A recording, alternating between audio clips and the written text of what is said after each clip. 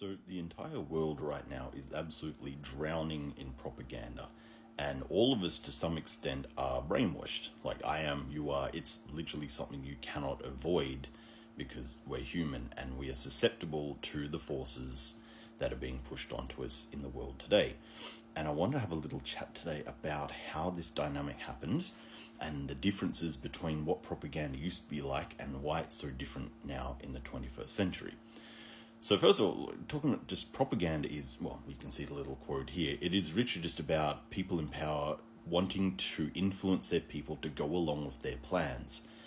This isn't inherently nefarious. There are times when that's a good thing.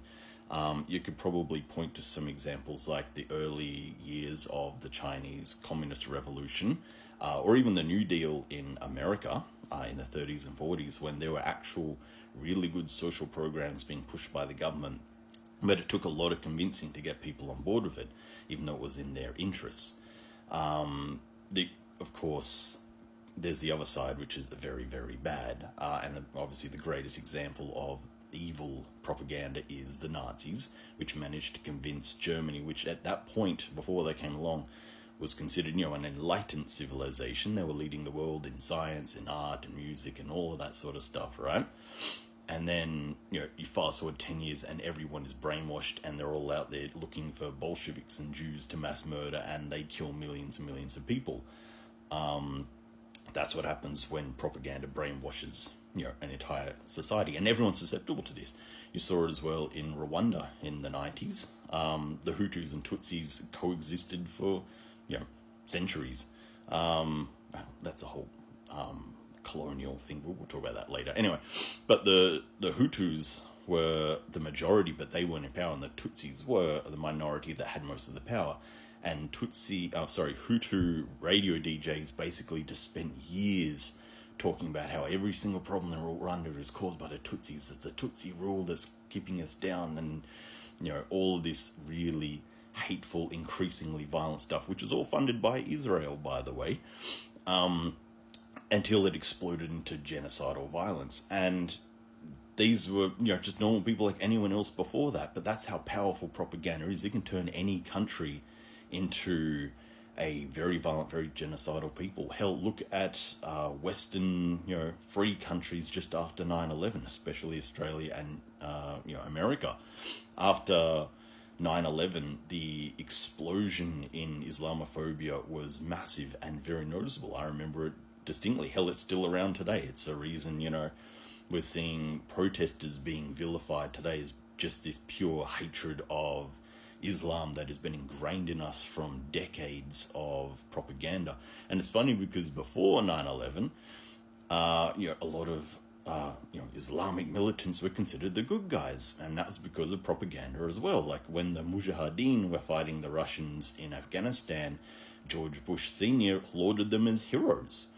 And then, it was only a few years later that the Taliban are considered the bad guys and the most evil threat to America. And the only real difference between the two is propaganda. So it's a very, very powerful thing, and it's very, very effective.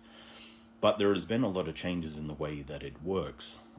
Back in the day, back in the 20th century, what you would do to, propagandize the population, and we'll use the Nazis because they are obviously the most well-documented and the best example of how effective this is all you have to do is just make sure that your source of information, the views that you want to get across, your goals, are the only thing your population hears. So the Nazis took over the radio, they took over the newspaper, they took over every single public speech, posters on every wall, and they're saying, Germany is under threat from Bolshevik Jewishism and all this nonsense, right? And that was the only thing anyone hears. Any other voice is instantly cut out or sent to a concentration camp, and you only have this incessant bombardment of that one single message. And over time, any children that grow up in that society become brainwashed as they're growing up and turn into good little Hitler Youth soldiers. Or even the adults start to go, well, my critical thinking gets overrun by this constant message. I mean, if that's all the state is talking about, and I trust the state, it must be true. And it'll override your critical thinking skills. And again, this works against anyone. It's not just the Germans. And that's what it, that's how it works in the 20th century. But it's very, very different today, because nowadays when propaganda goes and sent out to us, the internet has changed everything, and we can just go look it up. For example, when we hear newscasters and politicians say that all the protesters at the moment are, anti-Semitic Islamists trying to destroy America's freedom and all that bullshit, you can just go look it up line and see the videos for yourself and see the speeches they're making for yourself and go, hang on, no they're not. They are fighting for a very good and just cause, and I actually tend to agree with it. So propaganda doesn't work the way it used to, because you can't drown out the other voices. So you have to come up with a different idea, and that's what this picture is about, because that's what inspired the modern way of doing propaganda.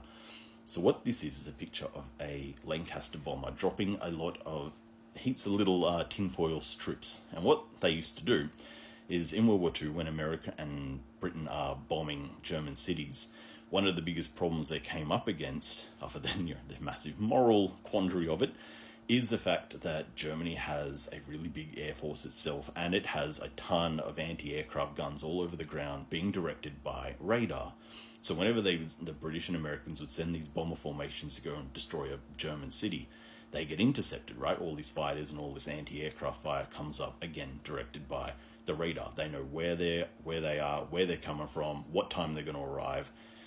It's very effective. So what they would do is get a single plane to fly, or a couple of planes to fly ahead of the main formation, and when they get over the radar sites, they start dropping this chaff, all these tinfoil strips. And what that does to the radar operator on the ground is the entire radar dish just gets covered in nonsense.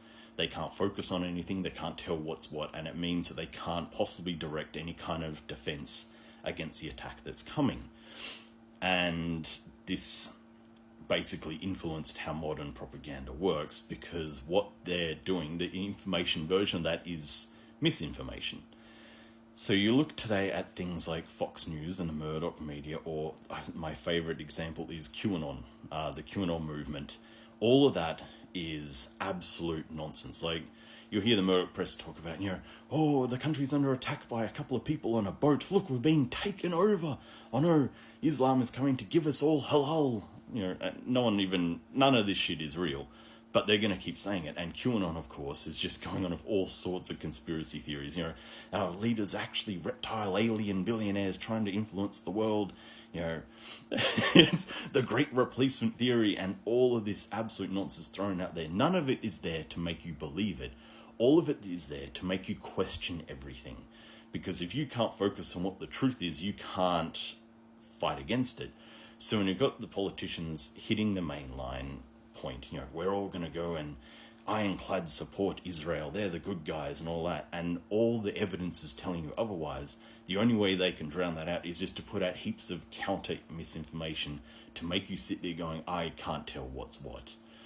And that's how propaganda works in the modern age, because it's effective, because the loudest voice is still the pro-government one, pushing whatever narrative they want done. And all the truth is mixed in with all the misinformation, and it makes it very hard to coordinate anything. So, it's fascinating. I find this really fascinating, and it's something just to be aware of. And the only real way to combat it is to always ground yourself in critical thinking skills. Whenever you hear something, you need to question. You should question everything, because that's the only way you're going to find your way to the truth, which, of course, you can still do. But you need to be vigilant, because the misinformation is everywhere, and it's not an accident. It is being pushed on you on purpose, like chaff. So when you go out there and you see everything that these politicians are saying, and you notice they've all got the same robotic talking points, again, that's not a coincidence, because that's the official line they want you to believe, and that's the one you should probably be most cautious of, and most inquisitive of, because it's almost certainly a lie. And it's something to stay vigilant of. Anyway, so I hope that's been a helpful little explanation, and I hope it's something to think about. Have a good one.